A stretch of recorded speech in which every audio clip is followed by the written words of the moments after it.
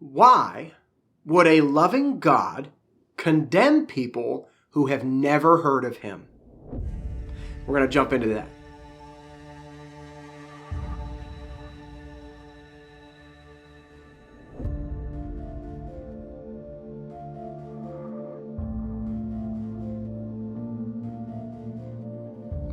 Hi, I'm Chris F. Walker. Thanks for joining me. We're going to dive into a couple of videos, and we're going to do a series right now. What we're diving into, though, is we're going to dive into one of the harder questions that gets asked sometimes. And there's a lot of times where people will give an answer to this question, but it doesn't always seem complete. So what I'm going to try and do with this series is I want to dive into all the different elements that are at play with this question. And we'll see if we can expose each of them, acknowledge that all of them have a role to play, and then see how it all melds together to truly create an answer, or in some cases, maybe even a not answer, depending on what that question is. But to start this series off, I want to use one that got asked just recently. It was at a men's group, and we were having a conversation. We were in Romans. And as we were diving into Romans, one of the questions that came up was, why would a loving God be willing to condemn people who have never even heard of him? Or another way of asking that would be, if no one's ever heard of Jesus Christ, how can they actually put their faith in him to be saved? And if they can't, is that really fair when we have a God who's supposed to love everybody? Now, before we really dive into this, I want to lay some groundwork, because what we're doing is we're conducting an investigation. This is a legitimate question that has there's got to be an end to this thread that we follow, but the question itself is something that actually has a motive behind it, and sometimes that motive can be skewing what people hear as the answer. So what I'm going to say right from the very beginning is that while I'm going to try and dive into this in its entirety, we're going to try and explore all the elements at play and try to expose even some of the things that might be hidden, that people aren't really thinking are at play with a question like this. While we're going to try and expose all of it to make sure everything's on the table so we can truly understand all the elements, the first thing I'm going to tell you is some people are going to watch this series and they're going to probably think, my gosh, that was groundbreaking, and oh, what an enlightening kind of concept. But the thing is, there's nothing here that isn't waiting to be found. This is all stuff that if we just dive into the scriptures, we can find it. But there's going to be some other people where this leads us might not necessarily be what they really wanted out of it.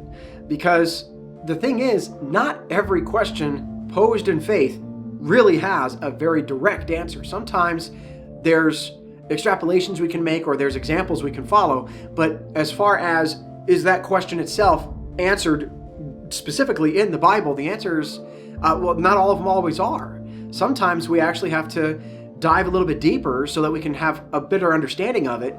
And then the real trick to everything always comes back to, how do we apply this to our life? And that's really the litmus test, isn't it? You know, the concept of being able to understand certain things is one element, but being able to actually live it out is a whole different perspective. And so how do we turn this into something that we can actually turn into how we live our lives, how we live faith? And so I want to lay out that groundwork. That's the purpose of this series.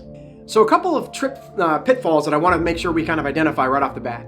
First and foremost is, whenever you dive into the scriptures, you have to remember certain things. One is that the most important thing to remember is what you're reading from the Bible cannot be interpreted by how you feel about what it just said. Instead, what you have to do is you have to say, what was the author at the time intending to convey to the message, the message that he was intending to convey to the people he was writing to. And you have to understand that there's going to be a lot of analogies that are used that to us don't seem like they're working, but at the time, because of the culture and because of the understanding of the way of life in those days, it applies well. So what we have to be able to do is extrapolate what those contexts really mean so that we can then actually transport it forward into how do we apply this to us today. And since we're going to be doing kind of a detective story with this, we're going to break this down into some areas that most investigations have to basically identify as they're going through their process. The first one is, what are the assumptions made in the question? The second is going to be, what kind of things are the hidden elements? What's behind some of these elements that's causing the question to come up? And there's also, what are the givens? What are the things that we know are absolute? And we have to be able to then extrapolate all these different elements and turn them into a logical, coherent thought that's going to create the answer, hopefully, that we're looking for. And then finally, remember the litmus test being, does it work in real life? We're going to look for some examples. And in this particular case, the question that we're starting off with, if there's a loving God, why would a loving God condemn people who have never heard of him? We're going to kind of dive into how this investigation works using that as our question. So to start with, we need to identify the things that are givens and assumptions. Okay? The first one is that based on the premise of this question, if there is a loving God, why would he condemn people who've never heard of him? Well, there's a few things in there that we got to kind of extrapolate and pull out. The first one is we're saying that God is loving. Okay? If God is truly a loving God, then we have to identify how that plays out. How is he a loving God? The other thing is the subject of condemning someone. And in the concept of condemning, that means we have to say, well, that's basically a matter of justice. Is God just? So that, right and wrong is wrong are applied with how God lives out these premises and uses them in our life. And then there's an assumption in there, which is that if someone was completely ignorant of the fact of who God is and God's laws, can they be held liable to them? And that's really the assumption that the question is posing is, can ignorance of a law be something that is an acceptable defense against breaking it?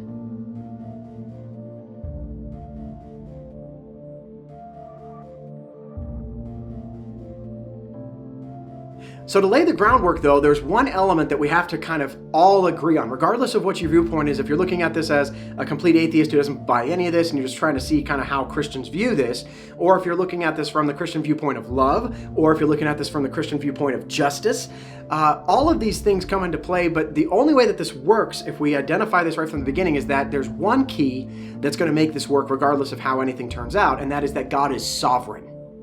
You see, if God has the authority to judge, then that becomes the real element that's involved here.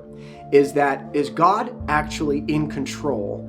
And does God have the authority to cast judgment as he sees fit instead of how we see fit? And then if that is the case, how he sees things, is it in line with what we think should be right or wrong? And if there's a conflict there, one, who wins the argument? And two, how are we going to determine who's right and who's wrong in the context of this? And in today's society, where a lot of people like to use the, your truth versus my truth versus their truth, without absolute truth, this whole question falls apart, which is also why it becomes such a big deal for most people when this question gets posed, is because it's not as simple as yes or no. Will God, a loving God, condemn people who've never heard of him if they broke his laws? Yes or no? That's what we would want to see in a court of law. That would be the justice side of it. But as far as the loving side of it, we would want to say, but they never had a chance. They never understood that they were breaking the rules. And so the concept of all of this revolves around the fact of God's sovereignty. And so before this argument can even be opened, one thing that all sides do have to agree on is that we have to presume God's authority, God's sovereignty, before we even move forward. Because if he doesn't even have the authority to cast judgment, why are we worried? And the other thing is that if he doesn't really have the authority to cast judgment, but he still loves us, well, then we still have this problem of how do we actually accomplish justice? And more importantly, if there's really no sin, because there's no one to say what is sin and what is not, then what's the point of a savior at all? You see why this is such a kind of open-ended question, but people do want direct answers. And that's why we have to kind of dive into all these different elements and break them all apart. Then as we understand each one of them individually, we can start trying to apply them together to see how it actually plays out in the Christian worldview. But it all hinges on the fact that God is sovereign.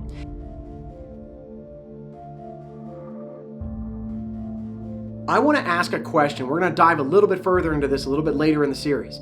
But one of the questions I'm going to pose is, who is God? If he's going to be authority and he's going to have the ability to do this, what gives him that foundation for that purpose? And the reality for a Christian worldview is that we go all the way back to the very beginning.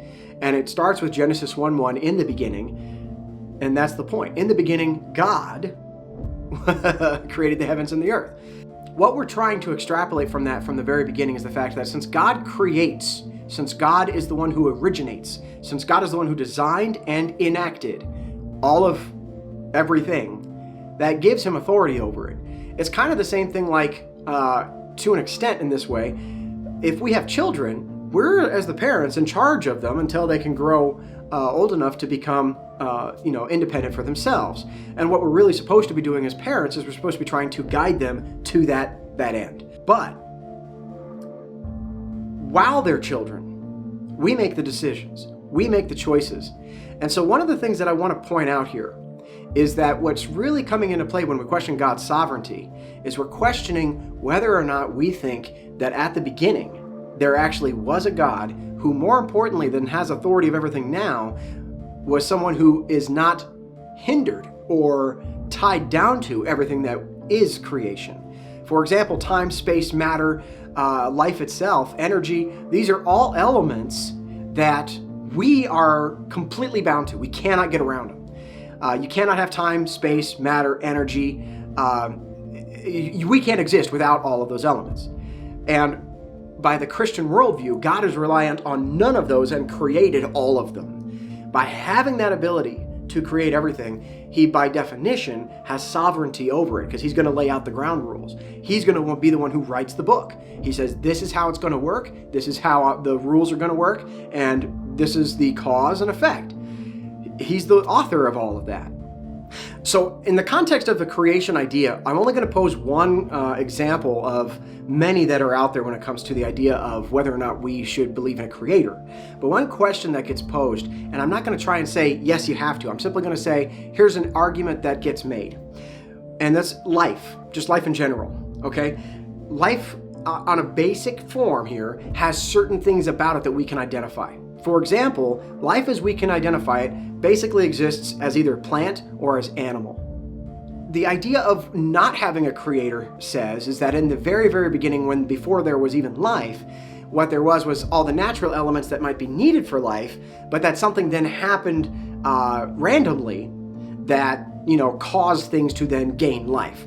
But you see, this is where the problem already starts. Even if there is an event in nature that can have certain mixtures of minerals, elements, amino acids, and have maybe lightning strike it and somehow it actually has life to it, even if that is something that can occur, one is, can we find that in nature? And we haven't found, there's nothing out there was dead before and then came to life. We haven't been able to see that. And the reason why that becomes such a problem is that if that is the beginning and it happened at least once, why in all the time of all creation hasn't it happened at least another time? Because we had the same periodic table that we always did. The elements are still there. So the things that have been there from the beginning that we can extrapolate from haven't changed. So why then hasn't life occurred randomly again? Why haven't we seen this process? But then if we take it a little bit further and say that let's just say that happened, okay? Somehow it did occur. Well, the thing that we can observe about life right now, being plant or animal, is that animals, like we are, they get their energy through consumption. We eat things. That's how we sustain ourselves. That's how we create the energy that's needed to move around and have life. And so the things that we eat, though, if you're an animal, all the things we eat are also a form of life. And the thing that is so frustrating about this is that for life to occur when it comes to consumption, we have to do both respiratory and food and water. So we have to have air, which is oxygen, but when we breathe in oxygen, we then breathe out carbon dioxide, which is poisonous to us. And then if we take in water, that's something that's definitely needed. And then we take in energy through things like whatever we ate, maybe it'd be another animal or a plant. The point is that all of those things are all life, the plants and animals, those are all life forms. And so in the very, very beginning, if the first form of life was an animal, then it would have the ability to breathe in oxygen and breathe out carbon dioxide. It would have the ability to consume water, but it would still need that third part of fuel. It needs food. And if all the food that animals eat are themselves life forms, what was it that the first life form ate? And if it had nothing to eat, then why would it evolve into something that now has another limitation or it will die, wouldn't it do the exact opposite? The whole point of evolution and things along these natures and survival of the fittest is the fact that the animal species within an environment will use the environment and learn how to become even more adept to it.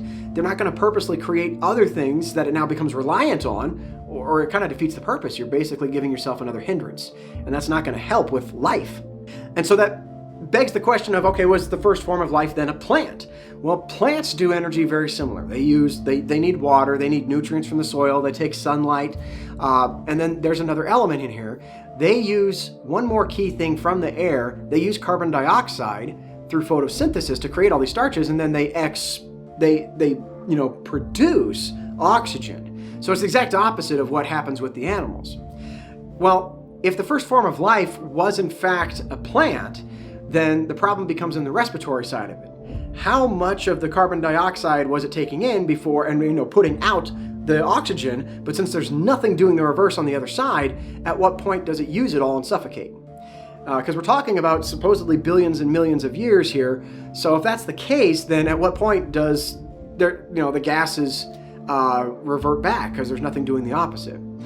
But the other question then is, if it was able to say, okay, well, I'm starting to run out of carbon dioxide and I need something to produce the opposite, how did a plant morph into something that can then sustain and thrive off of something that is poisonous to it in the beginning, meaning oxygen? It can't live off of oxygen. It needs the carbon dioxide. It gets rid of the oxygen. So how does that work in reverse? And you see where the problem comes into this is that somehow or another, life as we know it here on an ecosystem on the planet involves all of these elements. And according to the Christian worldview, it's really that simple, is that God created the animals and the humans, and he also created the plants.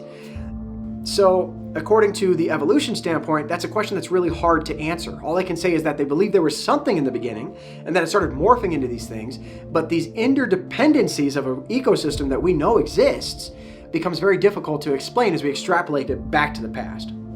And so that context of, was there a creator at the beginning who created all of these systems to work and then said, this is how I want it, turns it on and says, now it's working? That's the viewpoint that Christians are going to start with. So before you even dive into why would a loving God condemn people you've never heard of, you have to understand that the first thing is, by the Christian viewpoint, we have to accept that there is a God, that he did create everything, and that he has complete authority and sovereignty over all of it. Which means that whenever it comes into conflict between us versus him about ideals, he wins every time.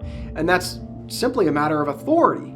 He is the authority on these things. In fact, it's not just that he's the authority, but by the Christian worldview, he is the standard. So when we say things like, is he a loving God? Well, according to the Bible, he is love. It's not just that he loves. It's that he is so much love that that's what love is. Love is God. God is love. You can't have love without God by that Christian worldview, because he's the one that sets the standards, not by defining it, but by his very being. Same thing then with justice, though. We know that there's right and there's wrong in the world, but the question becomes, how do we judge adequately right versus wrong? And if we're the judge, do we have the authority and the sovereignty over that? But if God is the judge, then by default, what he says is right, what he says is wrong, is right and is wrong. And it's not a matter of him writing it down and then thinking it up or whatever. It's by his very being, God is justice. So that level of absolutism is something that the Christian worldview holds. And if someone is trying to approach this element, this question, without accepting that sovereignty, then the whole thing falls apart before we even got the chance started. So that's what I wanted to do with this first video, is wanted to just identify, here's the question we're going to dive into. We're going to be diving into his love. We're going to be diving into his justice. But the thing that has to be established by all sides before we can even explore what this view looks like from a Christian worldview is that in the Christian worldview, God is absolutely sovereign. That has to be established first. Now that's going to lead us into our next video. In the next video, we're going to be talking about God's love, because we're going to, if God is a loving God, and why would he? But let's start with that. If God is a loving God, well, let's just see how loving of a God he is. Let's explore God's love. And we're going to do this from, again, the lens of the question we're asking, which is, would a loving God condemn someone who's never heard of him? Next video, God's love. See you soon. Take care. God bless.